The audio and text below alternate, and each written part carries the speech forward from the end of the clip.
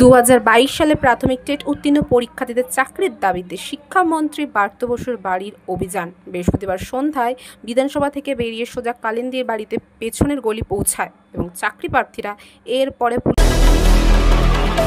দেখুন, আজকে 50,000 শূন্য পদে প্রাথমিক শিক্ষক নিয়োগের দাবিতে আমরা বিধানসভা অভিযান করেছিলাম, শুধুমাত্র মুখ্যমন্ত্রীর হস্তক্ষেপের দাবিতে।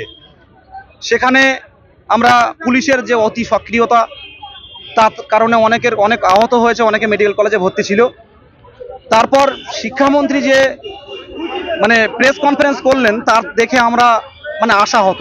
এই গত 3 বছরে আমরা বিভিন্ন দপ্তরে গিয়ে শান্তিপূর্ণভাবে দাবি জানিয়ে এসেছি, বিভিন্ন দপ্তর থেকে রিপোর্ট কালেক্ট করেছি। সেখানে দেখা যাচ্ছে রাজ্যে 49,368 প্রাইমারি স্কুলের মধ্যে প্রায় 2,215টি স্কুলে শিক্ষক শূন্য, প্রাথমিক স্কুলে শিক্ষক শূন্য। একদম বাজে পরিস্থিতি। 372খানা প্রাথমিক স্কুলে শিক্ষক নেই পুরুলিয়া জেলায়, 371খানা স্কুলে বাঁকুড়া জেলায় শিক্ষক নেই।